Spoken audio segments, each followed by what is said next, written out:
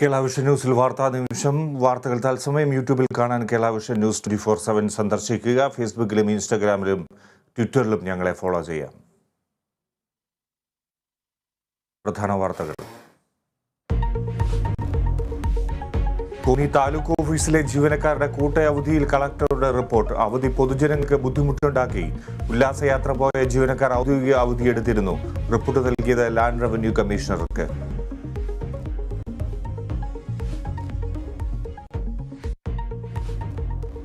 Life mission കോഴക്കേസിൽ M ശിവശങ്കറിനെ ചോദ്യം ചെയ്യുന്നത് തുടരുന്നു. ലോക്കർ തുടങ്ങാൻ സഹായിച്ച ചാർട്ടേഡ് അക്കൗണ്ടന്റ് വേണുഗോപാലിന് ഇഡി നോട്ടീസ്.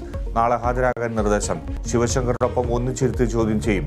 സ്വപ്നയ്ക്ക് ജോലി നൽകണമെന്ന് മുഖ്യമന്ത്രി തന്നോട് ആവശ്യപ്പെട്ടെന്ന് ശിവശങ്കർ. മസാല ബോണ്ട് വാങ്ങാൻ കിഫ്ബിക്ക് അനുമതിയുണ്ടെന്ന് റിസർവ് ബാങ്ക്. സമാഹരിച്ച തുകയുടെ കണക്ക് കിഫ്ബി നൽകിയിട്ടുണ്ട്. വിദേശ നാണ്യ വിനിമയ ലംഘനമുണ്ടെങ്കിൽ ഇഡിക്ക് അന്വേഷിക്കാം. മസാല ബോണ്ടിനെതിരായ കേസിൽ റിസർവ് ബാങ്ക് ഹൈക്കോടതിയിൽ സത്യവാങ്മൂലം നൽകി. ത്രിപുര നിയമസഭാ തെരഞ്ഞെടുപ്പിനുള്ള വോട്ടെടുപ്പ് തുടരുന്നു. വിധിയെഴുതുന്നത് 60 മണ്ഡലങ്ങൾ. ഭരണ തുടർച്ചയുണ്ടാകുമെന്ന് മുഖ്യമന്ത്രി മാണിക് സാഹ. കനത്ത സുരക്ഷയിൽ സംസ്ഥാനം.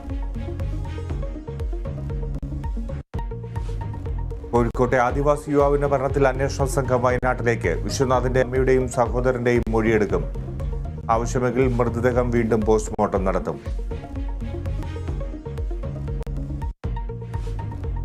BBC വിവാദത്തിൽ പരോക്ഷ വിമർശനവുമായി ഉപരാഷ്ട്രപതി. ഇന്ത്യയുടെ വളർച്ച തടയാൻ ചിലർ വ്യാജ ആഖ്യാനങ്ങൾ നടത്തുന്നു. BBC ഓഫീസുകളിൽ ആദായനികുതി വകുപ്പ് പരിശോധന 3-ാം ദിവസവും തുടരുന്നു.